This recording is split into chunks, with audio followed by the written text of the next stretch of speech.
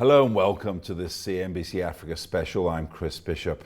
Youth Day is upon us once again, the day when South Africa pauses to remember the lives of the school children of Soweto who stood up for their rights and sadly paid with their lives. Police and security forces killed at least 176 school children on a violent day of protest. The late photographer Alf Kumalo once told me he watched in horror as police threw their young bodies in piles. In a world where people are protesting in the Black Lives Matter campaign, this commemoration holds even more significance. On the line, I have one of the survivors of the 1976 uprising, Mary Fisher, who was at the epicenter of it all at Morris Isaacson High School in Soweto. Mary, thank you very much for joining us on this program. At this time of year, every June 16 that comes around, just what are your thoughts about your schoolmates that you went on the streets with on that day? Yeah, thank you so much, Chris, and good day for everybody. Yeah, this basically time of this year, it basically comes back, the whole memory. It doesn't matter how many years, it was like it happened yesterday. So every time, this time of the year, June, when people start celebrating and commemorating the loss and what happened in June 16, to us, it's like it happened again. You know, this memory is still there in our mind. It's something that when we talk about, you know, you just live it again. Just tell me in your own words that day, June the 16th, 1976. Now, just to give a bit of the background, you were telling me that you went to Orlando North school before, and you chose, your mother chose Morris Isaacson High School in Soweto for you because they were teaching in English, only when you got there to find out that they were teaching in Afrikaans, which is what everyone was protesting about. But just tell us about that day when you went to school as a young child on June the 16th, 1976. Okay, I basically lived in Midlands, and there was a high school in Midlands called Midlands High School. But the Midlands High School was teaching in Afrikaans media already. They adopted the new system. And my mom says, no, let's rather take you to a place where you can learn in English and you don't have to learn subject or the language before you could actually understand the subject. So what I did then, I applied to Orlando North. It was a private secondary school. And from Orlando North, we were all taught in English. Mathematics, physics, everything was taught in English. And then when we moved from standard 8 to standard 9, we had to go to another English media school. And I applied at Morris Isaacson, which is Jabafu, far from Midlands. I had to use trains to get to school, sometimes walk from Midlands to Jabafu because the transport, sometimes the parents didn't have money for transportation. But we had to go to school. So when I got to Morris Isaacson, it was English media. And suddenly, June, in the middle of the year, we were told that there's going to be now an Afrikaans, we were going to be taught in Afrikaans. So I was so fortunate that we were together with, basically Morris, it was a diverse school. People from different types of ethnic groups. I was Tswana, Zulu, everybody was there. And Midland School, they had to, the apartheid regime was dividing the schools that this should be Tswana speaking only, Zulu speaking only. But when you got to Morris, it was just a beautiful cluster of people from different types of ethnic groups. So then they stood up, actually. There was a debate. Students called us in a meeting to say, let's persuade teachers. We found that teachers were also happy not to go ahead with a new proposal. And on the 15th, we had another meeting. And we were called and we were told that, look, it looks like the government is insisting that we're going to be taught in Afrikaans. So we're not going to accept that. So the other picture there, where you see us, the little two girls standing, planning what to put on the placards for the day coming tomorrow. So we basically started preparing placards. That was on the 15th, before going home. And then to say tomorrow, please hide those placards so that nobody must see them. And then we'll start the march. When we got to school, we were told, okay, let's wait a minute. There's students that are marching from Naledi, they're still on their way, so that when we move, we can move together. So we were all lingering along there. And the pictures where you see me now with the other group, where I had my black and white uniform, that's basically now we saying, guys, we don't know if this is going to be the last day that we see one another. That's the picture. And then we decided, let's take a memory picture so that if we lose one another, this is my class group. And I'm the one that is squatting there. So they say, okay, let's take a picture so that if we miss one another, then we can at least have a memory of what we have. So that picture we're looking at there was actually taken on the morning of June the 16th itself. Yes, June the 16th, the placards were already on the floor there. And we were basically taking this picture to say, just in case we're not coming back, let's, have a picture together. Well, just looking at your faces there, I mean, in the picture, it looks like almost like you're about to go on holiday or something like that. But did you have any idea when that picture was taken of the horror that you were going to face and what happened next? Actually, I don't think it's just that, students, even if they are hurting, you won't see the actual feelings. We were actually excited that at least we are standing up against what we don't want. First time in our life during apartheid, where our lives were basically not respected, we were disregarded. We are going to stand together and just posing in a way that, people should remember me in this smile, even if I'm hurting. But people should not remember me crying. This is exactly the whole concept, why we were posing as if we are going on holiday. But it was not, it was just to camouflage the feelings that we had inside. Just a little pause before we get to the story of the day, obviously, which you're going to tell me right in your own words. This thing about being taught in Afrikaans, I mean, a lot of youngsters growing up, they don't quite understand why you guys were fighting against it. What exactly was the issue that prompted this protest? Okay, Afrikaans actually was seen as an oppressive language, point number one.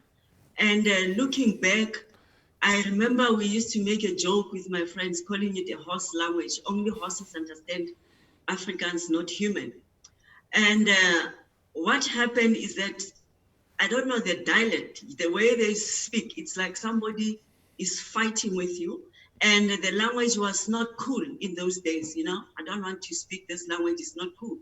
It's bars addressing or oppressing somebody with this type of language.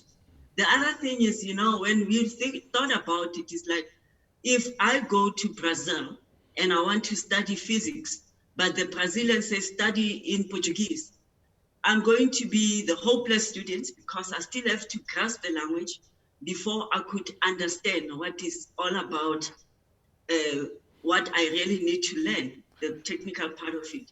So that's basically why we thought it's so unfair. We have to learn as this foreign language, and it's so hard as a subject already. We can't even understand what we say. We used to cram all these recitations in Afrikaans, all the Amalaika, and those things. That's actually so bad. And just the language itself, really, it was difficult. And even the words, they were making them up as we go along. And thinking of the economy, our future, where are you going to be with Afrikaans physics? Because wherever we go, the world is English. And we had this vision that we are not going to be all camped up in South Africa forever. There'll be a time when there's globalization. There'll be a time when we need to go and see what the world is doing. But if you go there with Africans, people are going to wonder what you're talking. because what actually was funny is that when you speak Afrikaans, the Germans laugh at you. They think you're talking funny. So this is exactly how we felt, that Afrikaans was not the language. And just go back now to June the 16th, 1976. You've just had your picture taken with your friends. You think you may not see each other again. Just tell us in your own words what happened from the moment you headed towards the school gates and the exit. We had an assembly every day. Schools had assembly. In the assembly, there was this beautiful lady called Tandy who will sing beautifully hymns and will beg. Everybody sang beautiful music. Maurice Isaacson had wonderful people that sing beautifully. So Matthew's one of them. So when we got to assembly and Tandy started the hymn, we prayed. And just after the hymn, then he started, Zenina. Then we all sang together and freedom songs then. And after that, we started lifting the placards and the teachers were standing aside there to move on the side. And then TAT says, Amandla. Then we all went, Awet. Then he also directed us to actually move out. Then the lady people were closer so that we can move the way we planned the following day, the previous day. So what we did then, we carried our placard, we were showing the placards, we were singing all the freedom songs and walking, and with one long, big voice, we were so many, but you could hear the song, people were just singing along. And then we followed, actually, Maurice Isaacson was the one that was in the lead. We were leading, the other schools followed behind. So as we were singing, children from nearby schools, primary schools, they all came with their placards, they followed us. But by that time, we didn't know how big this was organized. We thought it was only Maurice Isaacson and Naledi High. But as we were moving along, because nobody knew what the mind of the others, because we had to be very discreet. So we moved along, singing along the streets, and at some point we were told, oh, wait, they've blockaded this route, let's take another route. So we walked through the other route, and then we were just singing with our placards, and suddenly, as we reached Orlando West High School, we were supposed to collect the Orlando students as well and proceed to actually with our march. As we got to Orlando, then we had gunshots, and we were in the middle, but most of the guys, they were in front. Maurice had these guys who were like, they were so brave that they always wanted to lead. Even when thugs wanted to attack the ladies at school, there were guys who would go out into the street to protect the girls. So Maurice was that school that we had so much, it was like brotherly love, for one another. So now they were in front and we were in the middle, and we were still singing, chanting, and we had gunshots. And when we had gunshots, we stopped the march. And then the gunshots, they started, actually they were getting worse, and people were saying, oh, they shot, 2 people are down now. So we started getting panicking. So what I did with my friends, we ran into the schoolyard. And as we were running into the schoolyard, we thought we were running to hide in the classrooms because there was nothing else we could do. The area towards Orlando West, it's basically like a mountainous and it's open field. So as they were shooting, we were scattered all over. Some were running into the houses, but I ran into the schoolyard with my friends. We got into the schoolyard. Then they said, don't get into classrooms. They are coming for you, because they started now shooting us with tear gas. We didn't know what this gas is. To us, it was like bomb. Now they are throwing bombs. We're going to die. That panic state. We didn't know what was happening because we could see others falling down as we were running. So when we had that tear gas, we ran outside now, the school, running towards the fence. We wanted to jump over so that we can hide in the nearby houses. And as I looked behind me, there was this police dog that was left. I was an athlete, by the way, at school. So I thought I could outrun this dog, And I was right at the middle of the fence as the dog was about to get my leg. One of the school boys hit it with a dustbin lid, and then the dog fell down. And as the dog fell down, the police started shooting. I don't know if they got that guy, because I didn't even see who the guy was, but I jumped over, and the dog, somebody made the fence fall for the ladies that could not jump. We made the fence fall, and everybody was scattered into the neighborhood houses. But the police kept on coming. Others were thrown into their vans. And then we could hear helicopters. But in our mind, we thought, whoa, they're going to bomb the area. We are now to die, because behind our minds during this apartheid era, we were also aware that anything can happen. They will just come. There were nights sometimes that we were told, don't switch on the lights. There's an airplane that is going to pass, and they want to see where Soweto is so they can drop a bomb. So we had already that fear that anything can happen to us. We are not safe. So then we ran into the houses. Some homeowners or people that stayed in those houses, they let us into the houses to lock the doors, and the police kicked some of the houses doors so that they can get hold of students and throw them into their vans.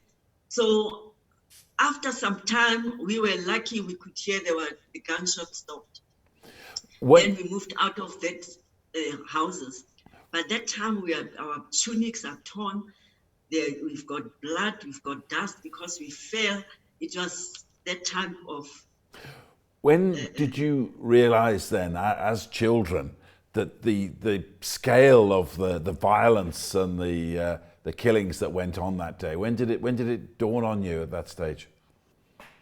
Okay, in the midst of everything, because it was in the morning, and there was no way, we didn't have money to take transport back home. I had to walk from Orlando West to Meadowlands. As I was walking, we walk and hide into people's houses. We could see that the students that fled towards those townships, there were police following them with guns and dogs. And I think everything was quiet after 6 p.m. when we were home bleeding and shaking with fear and hungry at the same time. And at that particular time, that moment, was there ever any sense at all amongst your fellow students of like kind of regret that you had stood up for your rights at that time? No, it's funny enough, the more they hit us, we didn't even know. I mean, I was even laughing. There were boys that will take the dustbin and a little stone, thinking that the dustbin lid can block a bullet. Others were running with a placard, thinking that little cardboard is going to block a bullet. So this is exactly, they made us so angry that we felt we did nothing, but why do you want to kill us? And in our mind, it's like, okay, this is the war. And there's a dialect in my mother language that says, don't die like a sheep. You must die like a horse. Kick before you die. So that means you don't just die, you must die at least. Somebody who's killing you must also get hurt. So this is what we had in our mind, that, okay, fine, let's just fight back with our little stones, running back home as we were going around. But that time we scattered with my friends. I didn't know where they are, whether they are safe, what was going to happen to them. Nobody knew. Everybody just scattered into different houses, and just getting a little chance to walk home, and full of dust, hunger. Some of the school shoes were lost. So this is exactly, we didn't regret it. Huh? That spirit of anger, it definitely boosted our adrenaline. We thought, no, this is enough. It's enough. We're not going to let this go on forever. So most of the students, you could see that anger and the bravery. And even when I was walking home thinking, if a dog comes, I don't know what I'll do, but I feel like I'll stand against this dog, those things. But it was just that anger that was in our heart. And then the next day, a lot of survivors have told me this, that everyone thought, well, June the 16th, it was all over. The next day, you went back to school and it carried on. What happened then? Yes, but I didn't go back to school. Actually, I was still hurt. I was still nursed. My mother was trying to patch up the wounds that I had on my thighs. And they didn't even want us to go. So he says, look, because it's Wednesday and you can go Monday to school. So we stayed home. I stayed home. But Meadowlands and neighboring schools, the following day, they just started also rioting. And the tear gas was all over the township. Even if I was full of bandages, but you could hear that the schools are rioting. My sister, my brother, who were in the close by schools, they also came home. So it was just continuing, until weekend. Weekend, it was quiet. And then we thought, okay, let's go Monday to see what's happening. So Monday, we went back to school. And when I got to, actually, there was no trains that morning. Trains were delayed. And in my little heart, I've got my school bag. That's a picture you see me leaving the house with a little bag. And my mother says, please don't join them again. Just go to school. If there's any trouble, just run away. So as I was walking towards school, and because the taxis, that's me now going to school that morning. My mom worried behind me. They're taking pictures now. And on my way to school, taxis, I couldn't afford taxis. I was using the train ticket that you buy for the whole month. So the trains didn't come. So I said, okay, let me walk to school because there's no trains today. As I'm walking, I became late. When I got to the school, just before entering the schoolyard, I could see police vans and police surrounding the school. And I could hear students screaming from the classrooms, telling us in our language that, please go tell my parents I'm so-and-so, they've arrested me. So I could hear my friend's name, baby's arrested. And my heart is, you get so frustrated. And we started crying. And one lady says, no, come, stand in my house. Don't go further because they're going to throw you in the Venezuela. And as it was passing, you could hear friends calling their names because those were students that were staying close to the school. So they were earlier. So we who didn't get the transport, we had to walk from the station. And that's when we survived that arrest. So I hear that students were taken now from school with their teachers. They were taken to the nearby police station and Morocco police station. That was the station then. And they were beaten. After beating them, they beat them and then they said they must go. And the reason why, because the police said they heard from, I don't know, an informer that TAT was going to come back to the school to address us again. So they were trying to get TAT by arresting each and everybody that was in the schoolyard that day. So we survived that arrest. We went home and then we waited to hear if we can know whether the schools are starting, but then it became worse. All the schools, everybody's schools closed actually for that year. So we couldn't continue with the schooling. Sadly, Mary, well, we're running out of time, yes, unfortunately. Just lastly, and very briefly, looking back on it, after the life you've had and the life South Africa's had, just briefly, just tell me your feelings that you feel every June 16. Was it worth it? Yes, it was definitely worth it. It has created in me a person, I call myself, it has made us to fight for justice. Even in my old age, I don't like bullying. I don't like to be bullied, and I don't stand and see people bullying one another. And every time when somebody wants to steal my rights, I always fight. So I always am an activist for justice. So that's basically what it has created in me. I will not sit back and let people take advantage or take anything that belongs to me or remove my rights or anything. That's what this has created from that time that we fought when we were kids with no resources. Now we're adults, we have to stand up and definitely fight for what is right. So this is basically what it has created. And the love for one another, it's something that definitely was created during that day. We became sisters and brothers. Thank you very much indeed for sharing your remarkable story with us here at CNBC Africa. That's Mary Fisher, a survivor of the Soweto Uprising in 1976, a pupil at Morris Isaacson High School in Soweto. An incredible life lived after that. I'm afraid that's all we've got time for on this edition for Youth Day for CNBC Africa. From me, Chris Bishop, and the team, it's goodbye.